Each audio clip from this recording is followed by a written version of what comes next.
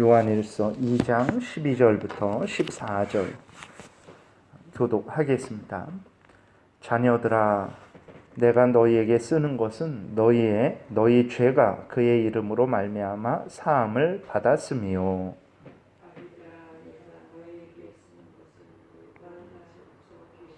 알았으며 청년들아, 내가 너희에게 쓰는 것은 너희가 악한 자를 이기었음이니라. 아이들아, 내가 너희에게 쓴 것은 너희가 아버지를 알았으며 아비들아, 내가 너희에게 쓴 것은 너희가 태초부터 계신 이를 알았으며 청년들아, 내가 너희에게 쓴 것은 너희가 강하고 하나님 말씀이 너희 안에 거하시며 너희가 흉악한 자를 이기었음이라. 아멘. 기도드리겠습니다. 살아계신 하나님 아버지, 오늘도 은혜를 내려주시고 인도해 주셔서 감사를 드립니다. 하나님의 말씀을 전하고 듣습니다. 성령께서 역사하여 주셔서 우리를 향한 하나님의 뜻을 잘 깨달아 알게 도우시고 또 하나님의 뜻을 따라서 항상 살아가는 복된 신앙생활하게 도우소서. 이 시간도 온전히 주장하시기를 바라고 예수 그리스도의 이름으로 기도드렸습니다. 아멘. 요한일서 2장 12절부터 14절입니다. 오늘 본문에 보게 되면 이제 자녀들, 아이들, 또 청년들, 이렇게 또 아비들이 이렇게 나오고 있어요. 이것은 이제 실제 나이대를 가지고 구분한 분류라고 하기도 하고, 아니면 이제 믿음의 강함의 유무로 분리한 것이기도 하다라고 이렇게 해석을 합니다. 이렇게 해석하든 저렇게 해석하든 큰 어떤 문제는 없습니다. 나이로든 믿음의 약하고 강함이든 간에 사도 요한은 하나님의 백성된 자들 모두를 이제 여기에서 의미를 하고 있는 거예요. 그러니까 나이와 상관없이, 믿음의 강함과 약함에 상관없이 하나님의 그 모든 백성들은 하나님을 사랑하고 또 하나님을 경외해야 되고 또 하나님의 은혜를 받고 있다라는 것에 대해서 이제 다시 한번 그것을 드러내고 있는 것입니다.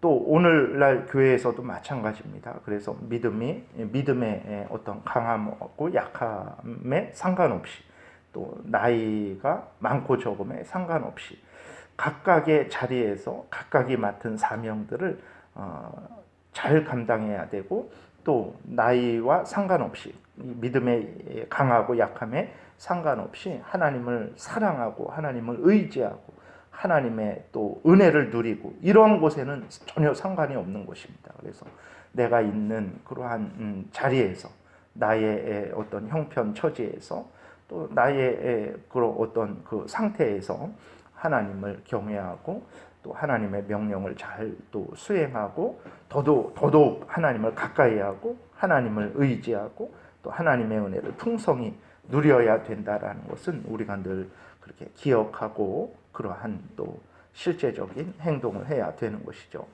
12절에 보게 되니까 자녀들아, 내가 너희에게 쓰는 것은 너희 죄가 그의 이름으로 말미암아 사함을 받았으며 라고 이렇게 기록이 되어 있어요. 여기서 자녀들아라고 이렇게 말을 하고 있는데, 이것은 모든 그런 하나님의 백성들을 이제 표현하는 그러한 차원의 의미가 되는 거죠.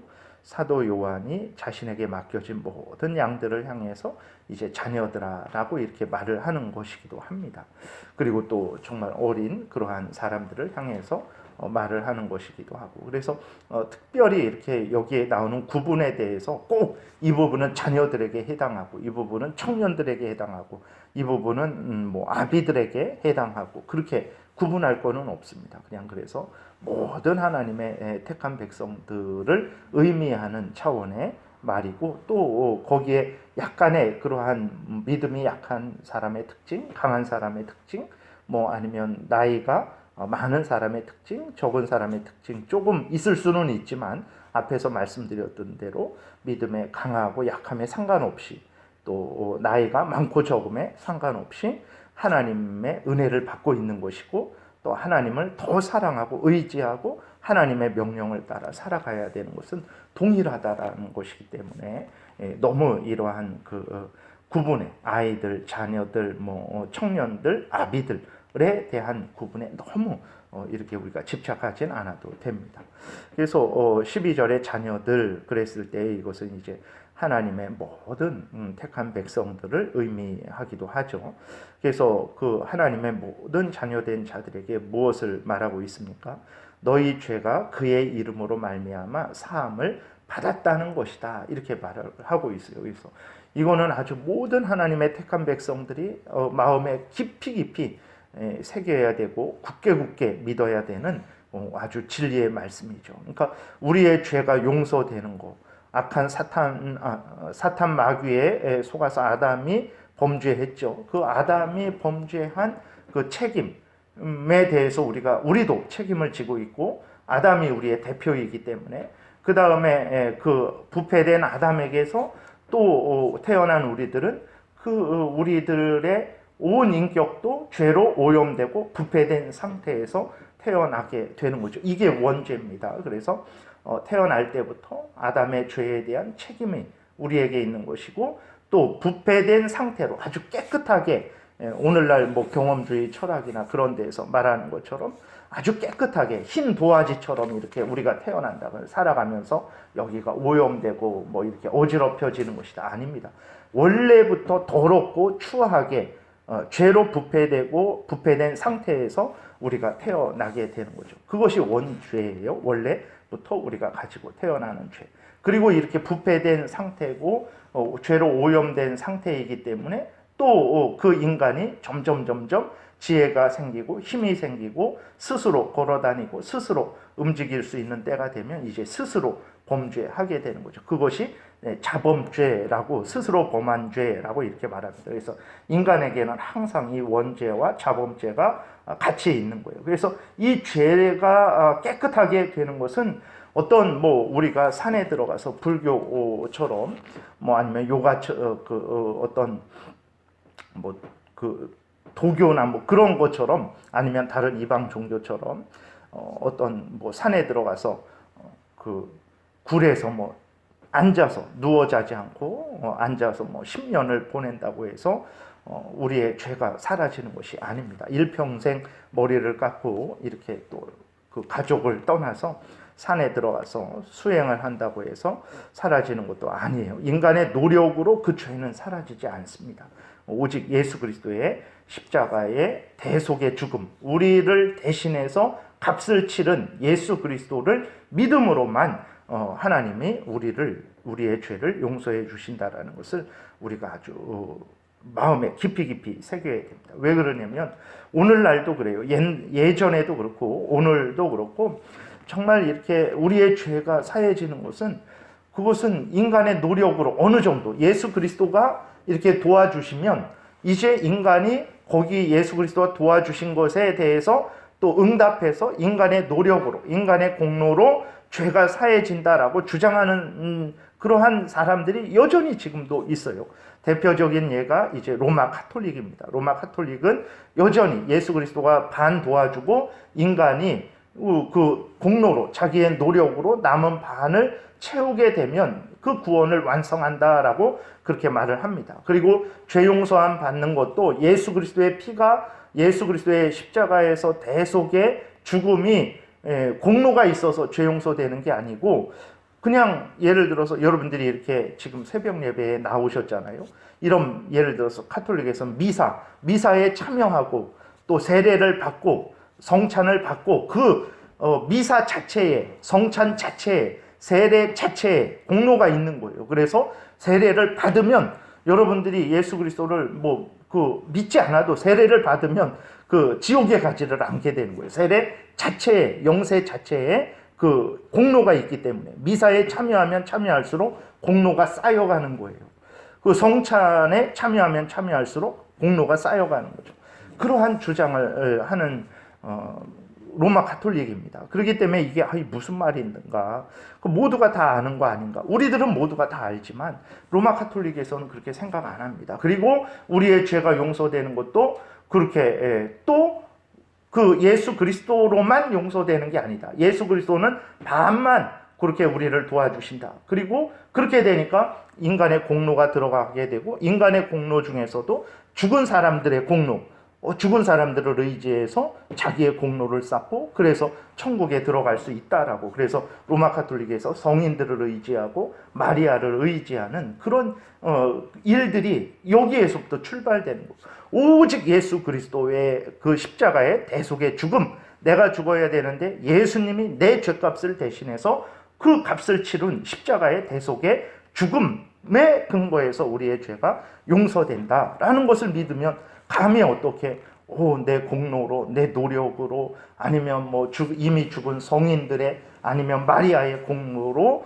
내가 구원을 얻을 수 있고, 내가 온전해질 수 있고, 내가 천국에 들어갈 수 있다라는 말을 할 수 없는 거죠. 근데 지금도 하고 있고, 수많은 사람들이 그 로마 가톨릭의 거짓의 가르침에 그것을 믿고 따라가고 있다라는 것을 생각할 때, 이것은 누구나 다 아는 것이고 가장 기본되는 것이고, 이렇게 그런 것들을 반복하나 싶지만 그런 일들이 있는 거예요. 그리고 지금도 그 알미니안이라고 그 우리 개신교 안에서도, 기독교 안에서도 여전히 로마 가톨릭처럼 하나님의 은혜 반, 인간의 공로 반, 구원을 얻는다, 그러한 주장을 하는 사람들이 여전히 있습니다. 그래서 그러한 이단적인 교리죠. 이단적인 교리에 우리가 잘못되지 않기 위해서는 아주 명백하게 우리의 죄는, 하나님의 택한 백성들의 죄는 오직 예수 그리스도의 이름으로, 이것은 이제 예수 그리스도의 이름 그 자체 이걸 말하는 게 아니라 예수 그리스도의 이름, 그것이 모든 것을, 예수 그리스도가 우리에게 주시는 모든 것들을 이제 의미하는 것이죠. 그래서 예수 그리스도의 십자가의 대속의 죽음으로만 용서된다라는 것을 우리가 아주 마음속에 깊이 새겨야 되는 것입니다.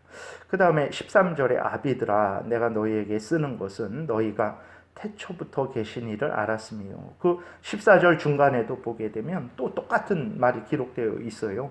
아비들아 내가 너희에게 쓴 것은 너희가 태초부터 계신 이를 알았으며, 반복해서 그렇게 이야기하고 있습니다. 아비들 앞에서 말씀드린 대로 믿음이 성숙한 자들을 의미하기도 하고, 또 나이가 많은 그러한 성도들을 의미하기도 하는 거죠. 또 모든 성도들이 또 포함되기도 합니다. 그래서 믿음이 성숙한 그러한 자들이 명심해야 될 것은 예수 그리스도는 어떤 분이냐, 태초부터 계신 전능하신 하나님이라는 사실을 우리가 아주 명심해야 되는 것입니다. 그래서 이것도 지금도 마찬가지요. 그 몇 번 말씀드렸지만 그 알버트 슈바이처 있잖아요. 그 정말 아프리카에서 박사학위 3개를 가지고도 아프리카에 가서 자기 모든 것을 포기하고 그 아프리카 사람들을 위해서 죽을 때까지 헌신했던 그 알버트 슈바이처 박사도 뭐라고 얘기하냐면 예수님을 이렇게 생각하지 않습니다. 신학자예요. 신학 박사고.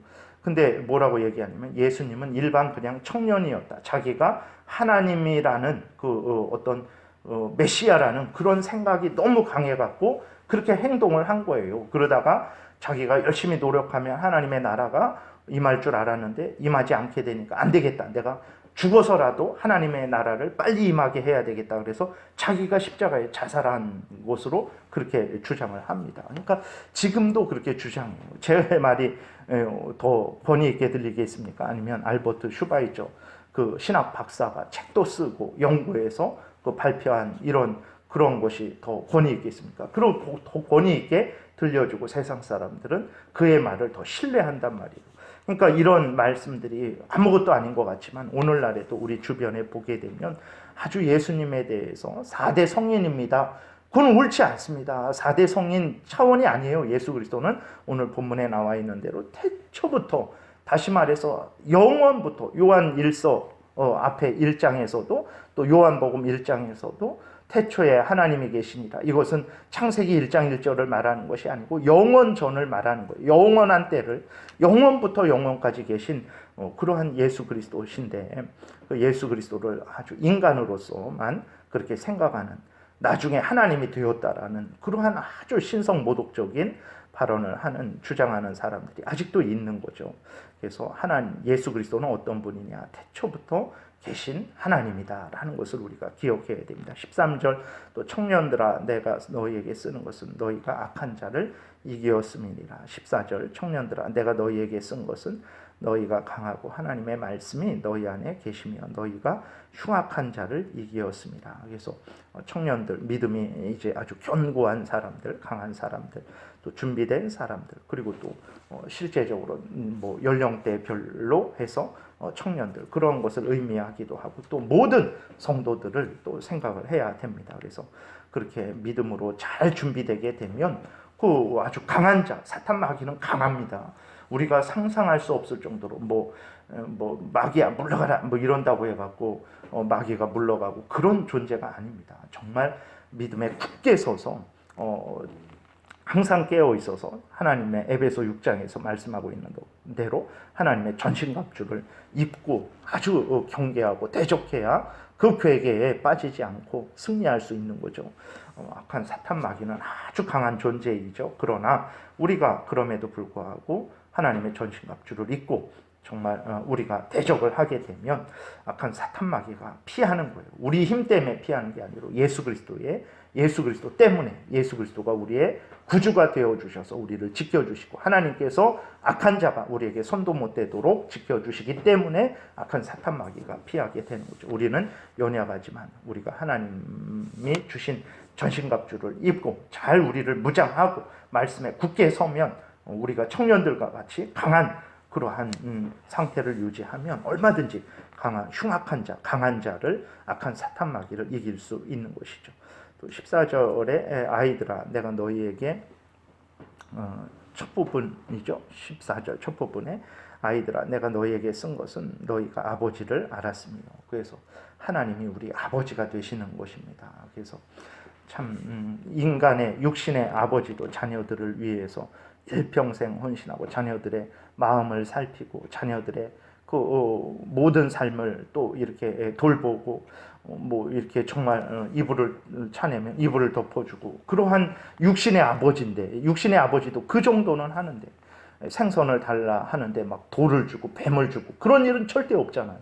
그 아이에게 가장 좋은 생선을 마련해 주고자 하는 것도 육신의 아버지인데 하물며 살아계신 하나님 아버지께서 우리를 얼마나 사랑하시겠습니까? 예수 그리스도를 보내주셨고 성령을 보내주셔서 우리를 이렇게 구원하여 주시고 인도하여 주시는 분이시죠. 그렇기 때문에 우리들이 정말 하나님 아버지가 어떤 분인지를 알아야 됩니다. 더 알아야 됩니다. 지금 뭐 이거는 너무 하나님에 대해서 너무 모르는 거예요. 우리들이 영원히 알아가도 영원히 모르는 분이 하나님입니다. 그래서 우리가 열심히 이 성경을 통해서 성경에서 알려주는 대로 하나님이 이런 분이구나. 사랑이 이런 것이구나. 근데 사랑의 그 깊이와 넓이와 높이는 영원히 우리가 경험해도 그것을 다 누리지 못할 정도로 그 크신 사랑이죠. 그래서 여러분들이 열심히 이 정도면 됐다 그러지 마시고 정말 하나님 아버지를 더욱더욱 성경에서 알려주는 대로 더욱더욱 알아가고 더욱 깊이 또 그 은혜를 맛보는 그래서 성숙하고 성장하는 신앙생활을 해야 되겠습니다. 기도드리겠습니다. 살아계신 하나님 아버지 오늘도 은혜를 내려주셔서 감사합니다. 하나님의 자녀라면 마땅히 우리들이 하나님 아버지를 더 알아야 되고 또 하나님의 자녀라면 우리들이 마땅히 하나님의 뜻에 따라서 강한 또 성숙한 신앙인으로 자라가야 됨을 늘 기억하게 하시고 우리들이 있는 자리에서 우리들이 처한 환경에서 또 이 모든 하나님의 말씀을 명심하고 알려주는 대로 믿고 따르는 복된 신앙생활하게 도우소서. 예수 그리스도의 이름으로 기도드렸습니다. 아멘. 자녀